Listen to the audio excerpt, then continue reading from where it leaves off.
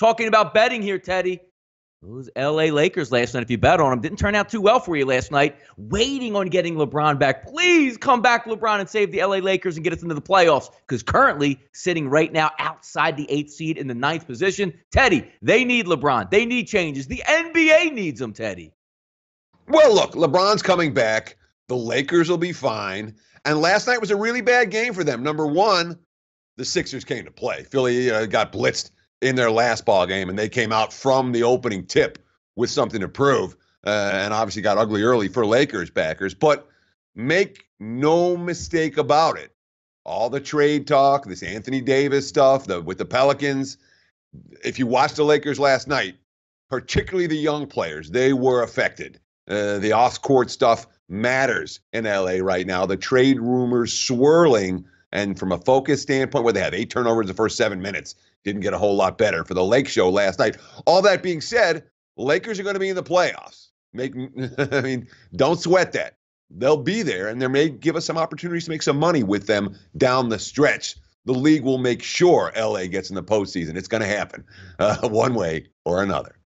No, I completely agree with you. That looking at shopping around at some totals there. And sometimes, I don't know if books factor in, like maybe they're going to get Anthony Davis and make a big shake-up trade. But we see in New Jersey legal sports books, FanDuel at plus 2,200, also with DraftKings as well, Teddy. But then you look offshore there, BetOnline only showing a plus 1,400. Have these books manipulated these numbers a little bit, maybe expecting something possibly could go down in the next week and a half before the trade deadline? If you're betting the future book and you're not shopping around, you're losing money. I mean, literally, you're taking hey, I could bet this at 22-1, but instead I'm going to bet it at 14-1. Books will adjust their future odds based on their own personal liabilities. And that's not like the betting market for any particular game where, hey, the market says the game's supposed to be 4.5 and maybe one book's at 5 and one book's at 4, but most of the numbers are at 4.5. When it comes to the future book odds, they don't adjust unless the money comes into their shop. So you will see dramatic disparities in future book odds from one book to the other. That's something that sportsbookreview.com can really help you with when setting up new accounts. You can't have one account. You can't have 2 accounts. You need 3, 4, 5. That's something that the show, we do this show for Sportsbook Review for a reason. It's a good site. They can help you in that regard. That it doesn't matter if you have 3, 4, or 5 books last night. If you took the Houston Rockets there with the wounded Pelicans getting the outright victory and snaring a plus 800 ticket last night. Jahlil Okafor reincarnated. Who needs Anthony Davis anymore, right? You got Jahlil Okafor on the bench giving you 27 and 12 in a victory. Amazing. They interviewed James Harden after the game, who obviously was upset and says, we can't just flip this script right now, and just get into games where we get down and say, you know what, here we come. We're going to end up beating these teams that we should beat heading into the playoffs. We'll see how James Harden, Chris Paul now back in the fold, trying to mix it in. But that was a big ticket last night. And who would have thought they would have actually won down so many players due to injury? They go on the road and get out the nice winner, Teddy. First of all, I got to give you credit for a very nice segue into Wasn't that good? The Pelicans. Doesn't matter how many books you had last night. Exactly. It made no difference if you had the Rockets in your pocket.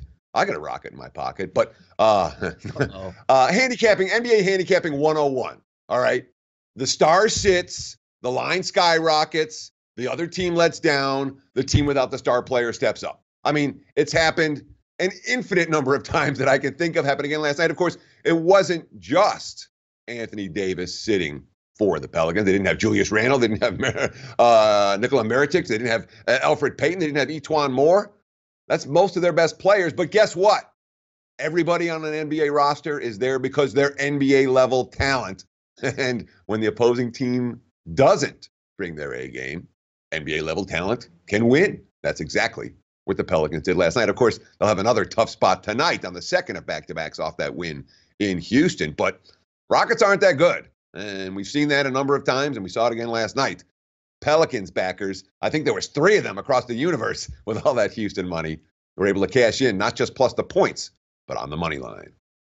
Teddy, popped my Phillies hat on yesterday. Thought we were going to get some good news yesterday in the market, since why not? Social media was making a push. Oh, my goodness, MLB The Show. You better pay attention to this account. They shoot out Bryce Harper, and nothing comes down the highway. And Bob Nightingale, national writer, says, I don't know where these unfounded reports were coming from, but Bryce Harper might sign with the Phillies. He's not going to sign tonight. What's another day? What's another week, Teddy? Because we talked about it 2 weeks ago saying, We don't think anybody's going to sign. So after the Super Bowl with Machado and Harper, it's just amazing how this tidal wave starts from accounts that have no accountability to say he's going to sign tonight, watch out, and a big kaboom here in Philadelphia as we still wait, Teddy, to see if we're going to get one of these marquee free agents here in the city.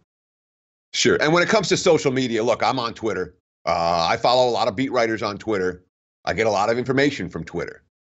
But if you're, retweeting stuff from sources you don't know, it's easy to see how Twitter is used for misinformation as well as information. The bottom line right now is that there's no information. Everything conjecture, rumor, maybe, maybe not.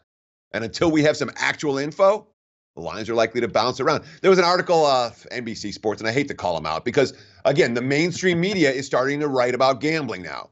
And the writer for NBC Sports was like, oh, look, the odds are plus 1,200 here and plus 2,200 there. And look, somebody knows something. So no, that's just how the future book works.